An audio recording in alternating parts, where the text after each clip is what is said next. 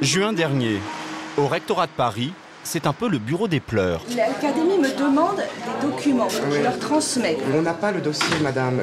Je suis mais alors désolé. le dossier est parti dans la nature. Ils ont le droit à la scolarité. Mais bien sûr, de toute façon, l'inspecteur n'acceptera pas votre dossier. C'est pas pour vous embêter. Moi, je veux bien le prendre, on vous le renverra.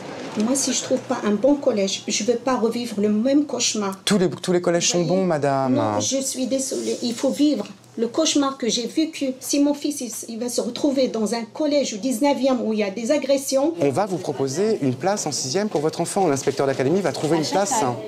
On verra. On peut pas pousser les murs. Ces parents d'élèves sont frustrés de ne pas avoir obtenu le collège qu'ils souhaitaient pour leur enfant. Depuis 4 ans, pourtant, la carte scolaire a été assouplie. En principe, quiconque peut demander un autre établissement que celui de son secteur. Mais apparemment, ce n'est pas si facile. La première dérogation a été refusée. J'ai pas reçu de courrier. Là, je veux savoir pour la deuxième ce qu'il en est. Il me semble plus judicieux que mon enfant aille au collège Gambetta, qui est pour lui une ligne droite, où tous ses camarades sont affectés également. Voilà. Et au niveau des résultats, le collège de Gambetta affiche 80% de réussite. Qu'est-ce qu'il va faire qui va être affecté là-bas au collège ou pas? Écoutez, vous verrez bien. Ça, je ne peux pas vous donner de réponse. C'est monsieur l'inspecteur d'académie qui affecte. Ouais. Mais comme il ne nous reçoit pas, il ne nous connaît pas. Non, c'est vrai. Bah, voilà, c'est comme dans toutes les commissions. Mais oui, il a 50 000 élèves au collège. C'est énorme, madame. Au revoir, madame. Au revoir. La carte scolaire n'est pas assouplie pour tout le monde. Voilà. Le problème, il est là. C'est que si on connaît quelqu'un, ça passe. Si on ne connaît pas quelqu'un, voilà. Et vous pensez qu'il ne va pas aller dans le collège que vous voulez? Non. Alors aujourd'hui, peut-on vraiment choisir son collège? Quels sont les critères? Jusqu'où certains parents sont-ils prêts à aller pour décrocher le meilleur établissement?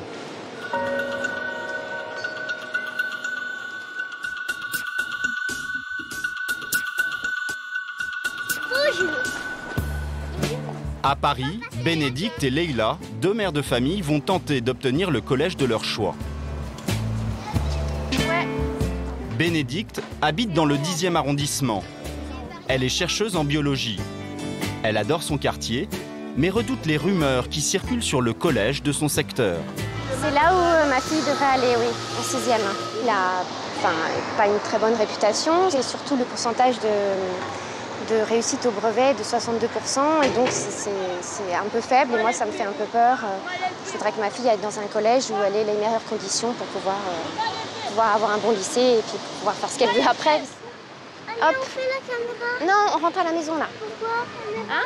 Bah non, je crois pas. Des résultats inférieurs à la moyenne nationale qui font fuir les familles aisées comme celle de Bénédicte. Du coup, dans ce collège, il y a peu de brassage. 9 élèves sur 10 sont issus de milieux modestes. Bénédicte a beau apprécier la mixité sociale de son quartier, pas question de scolariser ses enfants dans ce collège. Même sa fille, Emma, se fait le relais du discours des adultes. Et tout le monde dit qu'il y a plein de racailles et qu'il n'y a pas beaucoup de gens qui vont. Et qui dit ça? C'est des amis? Des amis et des parents. Leïla, elle, élève seule ses 3 enfants dans le 18e arrondissement, à la Goutte d'Or, un des quartiers les plus pauvres de la capitale. Comme Bénédicte, elle a fait une demande de dérogation pour éviter le collège de son secteur, qu'elle considère malfamé. Tout à l'heure, je vais aller voir le proviseur de Max Dormois pour savoir si la dérogation que j'ai demandée a été acceptée ou pas.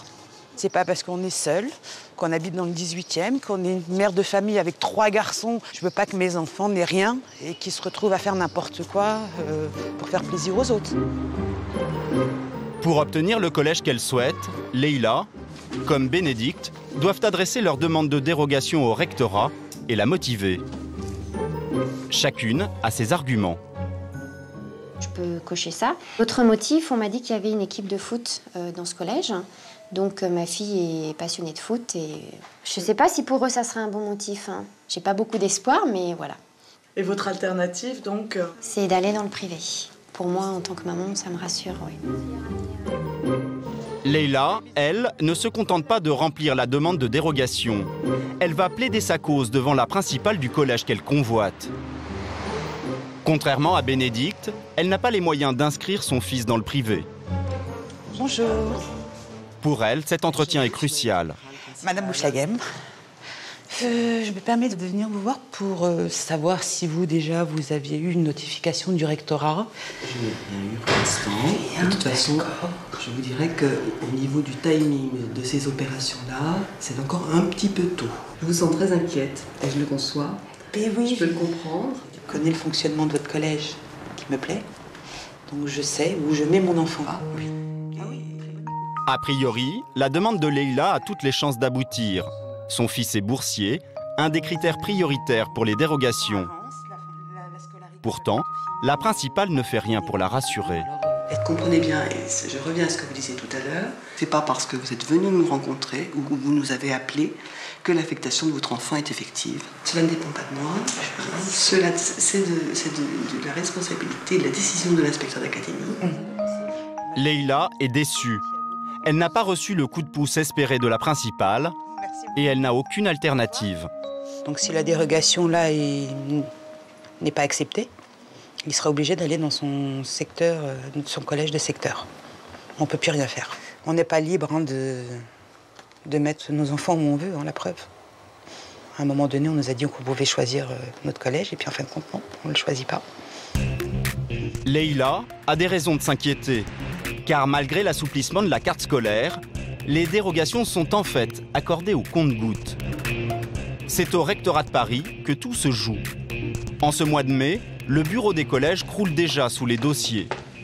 Les demandes de dérogation pour l'entrée en 6e viennent d'arriver par courrier. Il y en a beaucoup. On les a mélangés là. Nissa ?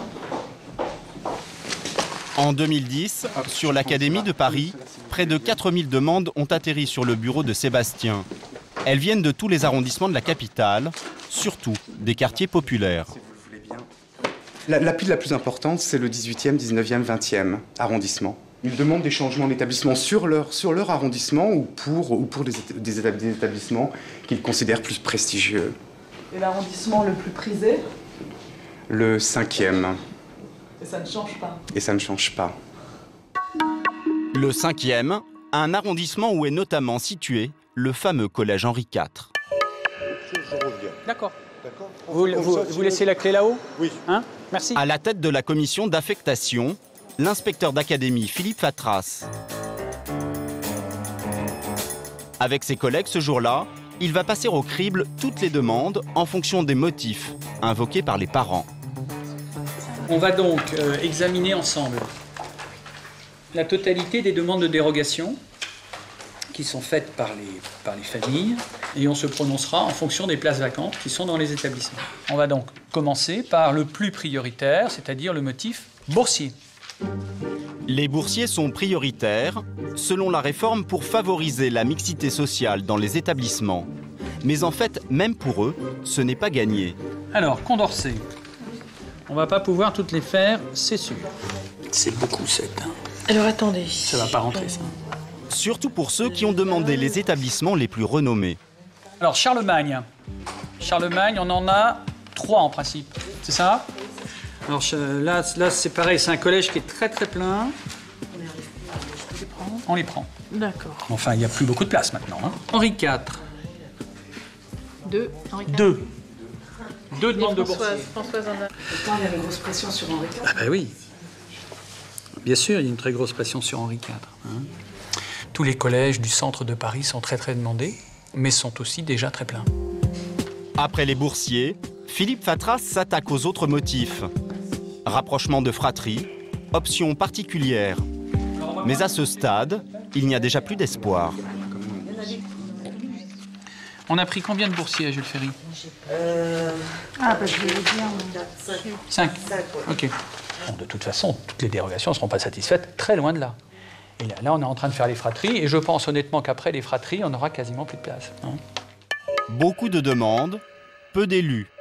À Paris, en 2010, seule une dérogation sur 4 a été accordée. La liberté de choisir son collège, affichée par la réforme, est donc toute relative. Alors, pour ne pas risquer d'essuyer un refus, certains parents empruntent d'autres voies. Vous ne verrez pas le visage de Sophie. Il y a 2 ans, cette professeure de lycée a triché pour inscrire son fils dans l'un des plus prestigieux collèges de la capitale, Charlemagne.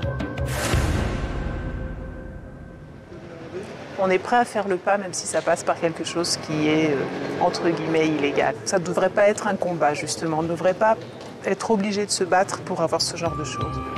Pour que son fils soit affecté dans ce collège, situé à plus d'1 heure de chez elle, Sophie a déniché une fausse adresse dans le quartier. Donc là, on arrive à notre adresse fictive, on va dire. Des amis qui habitent dans cet immeuble ont proposé de lui prêter leur adresse, ou plutôt leur boîte aux lettres. Le local aux boîtes aux lettres, notre nom qui est là. Et l'étiquette a été rajoutée après. Tout le courrier du collège arrive là. Sans cette boîte aux lettres, nos enfants n'auraient pas pu avoir accès à des écoles dans le quartier. Sophie a même joué les faussaires. Pour inscrire son fils au collège, elle a dû fournir au principal bail de location et attestation d'assurance. Des documents qu'elle a fabriqués de toutes pièces. Le bail de location, c'est très simple en fait. On entre dans une librairie, on demande un bail de location. Et puis, il y a simplement à le remplir. Donc la signature du bailleur, la signature du locataire, et puis voilà.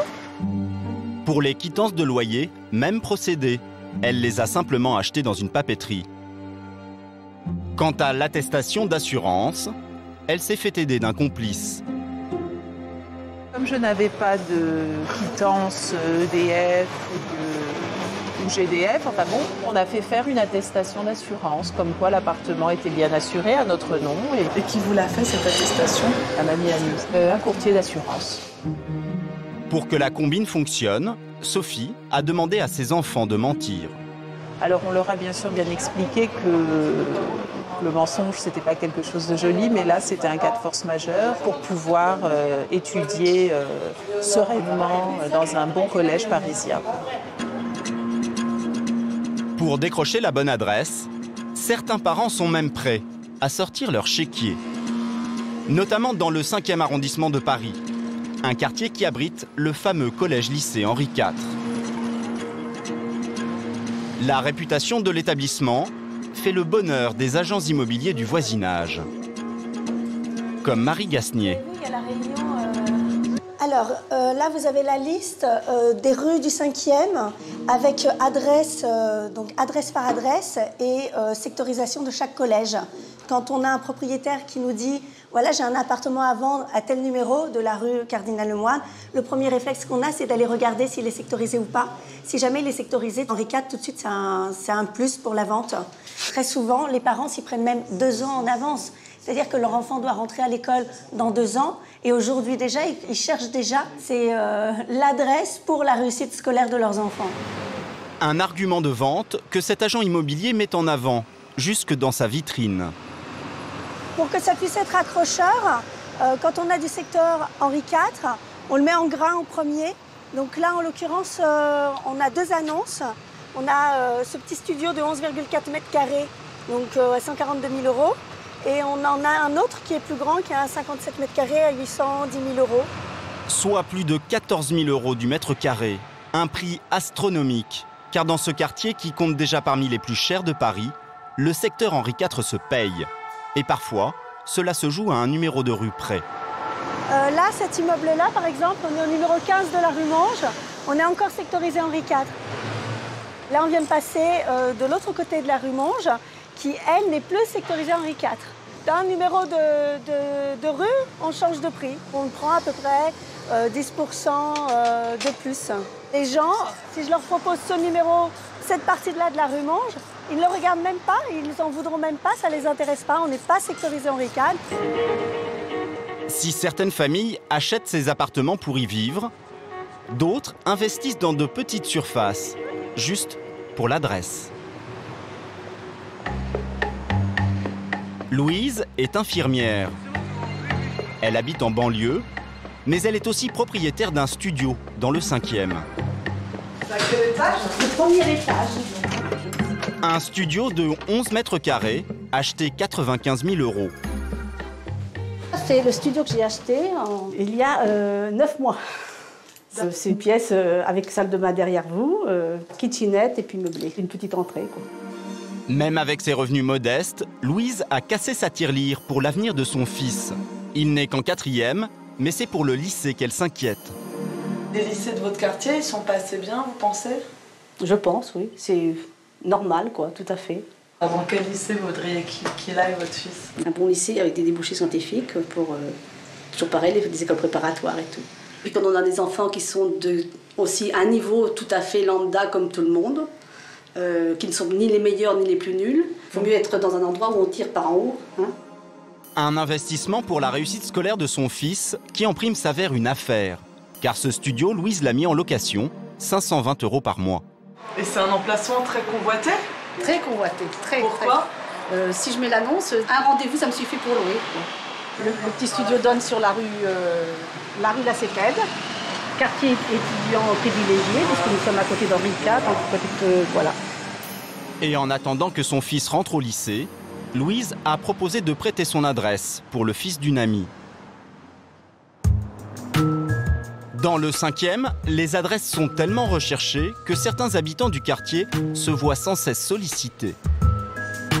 Et les offres peuvent être très alléchantes.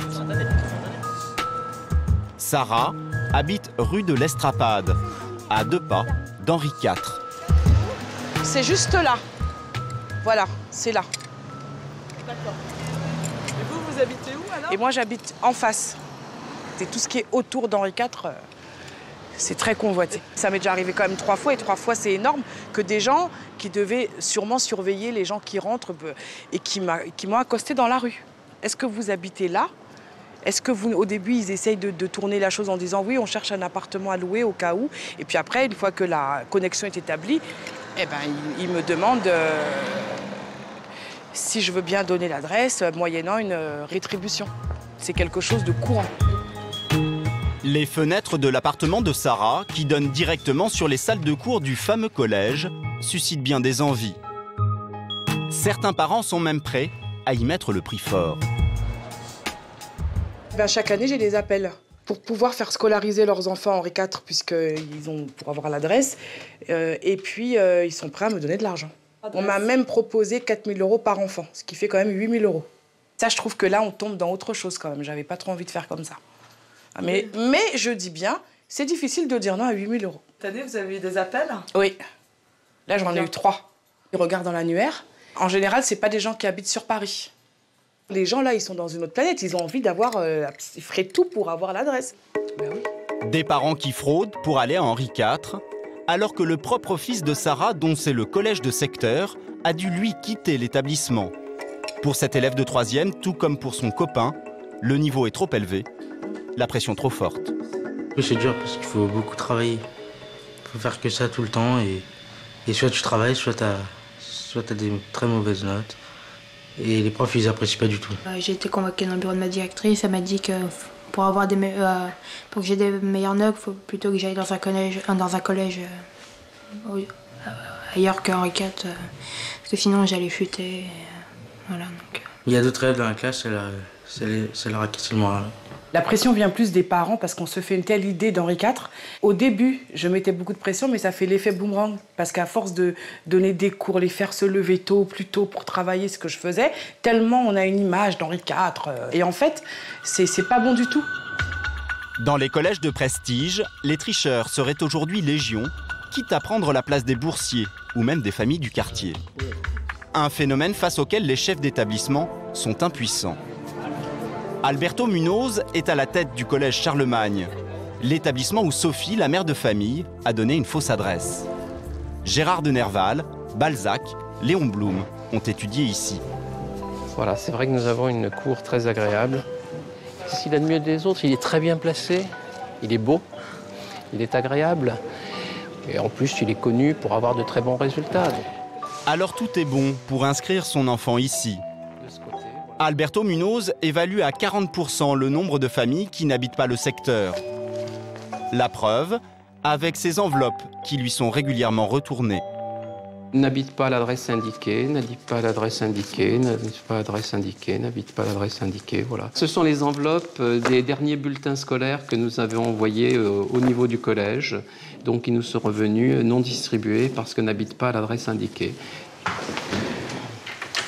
J'ai reçu une fois une famille en me moquant un petit peu, en disant je vois que vous avez fait des grands sacrifices, vous êtes installé pour être dans le secteur à 5 personnes avec vos 3 enfants dans un 8 mètres carrés au 7e étage, sans ascenseur. Quel beau sacrifice pour vos enfants. Alberto Munoz n'est pas dupe. Et même s'il a parfois des doutes, il n'a pas le pouvoir de vérifier, ni d'enquêter lui-même. Selon la loi, seul l'inspecteur d'académie peut poursuivre en justice. Mais à ce jour, ce n'est jamais arrivé. Du coup, les élèves cachent à peine leur situation. Installez-vous calmement. Donc, il suffit de s'inviter dans une classe pour s'en apercevoir. Oui, levez la main, ceux qui n'habitent pas le secteur. Au total, sur une classe de 30, 10 élèves n'habitent pas dans le quartier. En fait, moi j'ai 2 maisons, une qui est dans le 4e et une qui est dans le 11e. Et le collège Charlemagne était mieux que l'autre collège où je pouvais aller, donc j'ai pris celui-là. Vous avez 2 maisons aussi? C'est un ami de mon père qui habite là, dans le quartier. Donc, Moi j'ai 2 maisons, mais c'est dans aucune le secteur de Charlemagne. On a fait une fausse adresse. J'ai une maison au 20e et une autre au 4e. Il y a mon père qui est au 20e et ma mère au 4e. Nous avons beaucoup de parents qui sont plus ou moins séparés, ou du moins qui habitent 2 maisons, dont une qui a la bonne adresse. Vous pouvez rester assis, ne bougez pas, vous avez perdu assez de temps comme ça. Au revoir.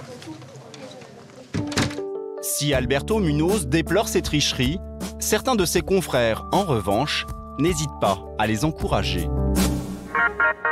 Sur les conseils de parents, nous contactons le principal d'un collège de banlieue parisienne qui se fait chaque année complice de ces méthodes. Nous nous présentons comme un parent d'élève. Oui, bonjour monsieur. Je me demandais s'il restait de la place chez vous. Moi j'ai de la place. Le problème c'est qu'il faudrait que l'inspection académique vous affecte ici. Il n'y a pas moyen de donner l'adresse d'une amie qui serait sectorisée dans votre secteur? Si vous le faites, vous venez avec une adresse d'ici, moi je suis obligé de scolariser ici, il n'y aura pas de problème. Je n'irai pas creuser. Et il n'y a pas de vérification dans ces cas-là? Moi je vous donne les règles. La règle c'est que vous venez avec un certificat d'hébergement disant que vous êtes de mon secteur. Vous me donnez pour plus de sécurité une photocopie d'une quittance de loyer ou quelque chose comme ça, avec un certificat d'hébergement de votre ami. Vous serez en rectorat, vous y serez à personne. Ça se passe entre vous et l'établissement d'accueil. Il y a déjà eu des personnes dans mon cas qui ont donné des certificats d'hébergement. Non, j'en ai tous les ans. Merci beaucoup. Au revoir. Au final, même si l'assouplissement de la carte scolaire concerne peu de monde, elle a ouvert une brèche. De plus en plus de parents veulent choisir le collège de leur enfant, en obtenant une dérogation, en trichant ou en partant vers le privé. Et certains établissements commencent à en pâtir. C'est en tout cas ce qu'a constaté la Cour des comptes, tout comme une enquête récente réalisée dans 2700 collèges et lycées par un syndicat de chefs d'établissement. Fuite des élèves, ghettoisation, les établissements ZEP seraient les premières victimes. Un quart des collèges et lycées les plus sensibles auraient connu une baisse d'effectifs ces dernières années. Montreuil, en banlieue parisienne, une ville presque coupée en deux. Dans le bas Montreuil, il y a les familles aisées, les bourgeois bohèmes et les collèges les plus demandés. Dans le haut, les quartiers défavorisés, à majorité immigrés. Et entre les tours d'immeubles, le collège Lénin de Tillemont, celui que les familles de Montreuil cherchent depuis des années à éviter. La principale, Madame Le Pennec, dirige cet établissement depuis 4 ans avec une certaine poigne. Allez, le carnet de correspondance. Vous retirez votre casquette, on m'a dit. La casquette dans le cartable, je ne veux plus la voir, la casquette. Je ne veux plus la voir. Retirez vos sucettes et vos appareils dans les oreilles et les casquettes et capuches. Nous, c'est tolérance 0. Donc voilà, je ne dis pas que c'est miraculeux, mais on y arrive. Ça a sonné! Bon, ça y est, on ferme. La réussite scolaire, c'est par là. C'est bon, voilà. La principale a fini de faire le trottoir. C'est bon, on ferme. Alors que cet établissement affiche un taux de réussite de 82% au brevet des collèges, il est aujourd'hui déserté par les élèves. En 3 ans, il y a eu une nouvelle sectorisation en 2007 qui nous a privés d'un quartier, volontairement. Et puis ensuite, il y a eu les dérogations et l'évitement par l'assouplissement de la carte scolaire. Vous avez perdu combien d'élèves? À peu près 150. Soit un tiers des effectifs. Couloirs vides, cours de récréation condamnés, classes inoccupées. Ce bâtiment, par exemple, privé de ses élèves, a été provisoirement reconverti en école maternelle. Les salles de classe ont été vidées de leur mobilier traditionnel et on a installé les classes de maternelle. Les meilleurs éléments fuient le collège, tout comme les enfants issus des classes moyennes. Aujourd'hui, 3 élèves sur 4 viennent de familles très défavorisées. Peu de mélange, les collégiens eux-mêmes en sont conscients. Là, c'est un collège de ghetto. C'est vrai, la plupart, il n'y a que des Arabes et des Noirs. Madame, tout le monde veut partir à notre collège. Pourquoi? Parce qu'il n'y a pas de bonne réputation. Certaines personnes pensent que quand on est à l'Olantino, genre on est moins intelligent, comme ça. Mais en fait, non, c'est comme les autres collèges. Pour remplir son établissement et attirer de futurs collégiens, Madame la principale est obligée de jouer les VRP auprès d'élèves de CM2. Bon, eh bien, bonjour. Est-ce que vous me connaissez? Est-ce que vous savez qui je suis? Qui je suis? De quoi? La principale du collège Le Nain-Timon. Tout le monde va au collège Le Nain-Timon à la rentrée? Non. Bon, pourquoi non? Vous allez dans une école privée? D'accord. Le public est loin d'être acquis. Plus d'une dizaine d'élèves a déjà demandé des dérogations pour d'autres collèges. Certains souhaitent s'inscrire dans le privé, mais la principale espère quand même les faire changer d'avis. Donc on est venu aujourd'hui pour vous montrer, avec 3 élèves de 6e actuels que vous connaissez peut-être, qui vont vous présenter le collège et les choix que vous aurez à faire de 6e. On va vous expliquer comment faire vos choix pour entrer dans tel ou tel 6e. Seulement, pas facile de lutter contre les préjugés des parents. Des préjugés souvent relayés par les enfants. Dans les collèges privés, ils ont plus de bons résultats que dans les collèges publics. Les 2 sœurs, ils sont allés dans ce collège. Ils ont eu des mauvais résultats. Tu vas dans un collège privé ou un collège public? Privé. Il y avait les élèves de 6e qui voulaient répondre à ce que vous disiez. Je voulais juste dire qu'il y a des mauvaises réputations dans le collège Le Nain-Timon, mais il ne faut pas tout le temps écouter parce que moi j'avais fait une dérogation. Je ne voulais pas y aller parce que voilà, on m'avait dit qu'on ne travaillait pas bien là-bas, tout ça. Mais finalement, j'ai voulu tester et ça marche bien. J'ai eu 16,5 de moyenne, elle aussi, lui aussi. À la rentrée 2010, la zone de recrutement du collège a été élargie. Une tentative pour accroître la mixité sociale, si bien sûr, les parents jouent le jeu. Fin juin, l'heure du verdict pour tous ceux qui ont fait une demande de dérogation. Chez Bénédicte, la mère de famille du 10e arrondissement, les nouvelles ne sont pas bonnes.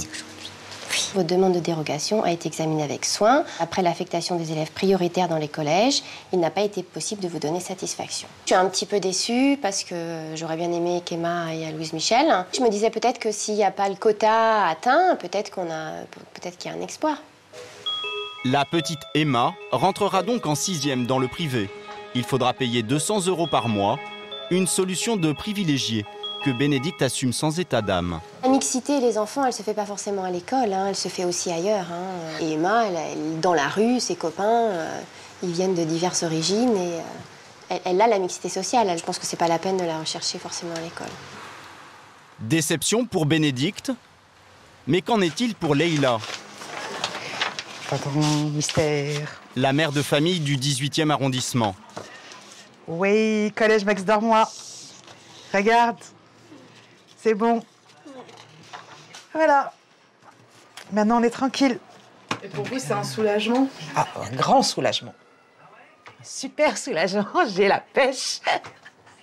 Maintenant, je suis tranquille. Je sais que là, la 6e, il rentre là où j'avais envie qu'il aille.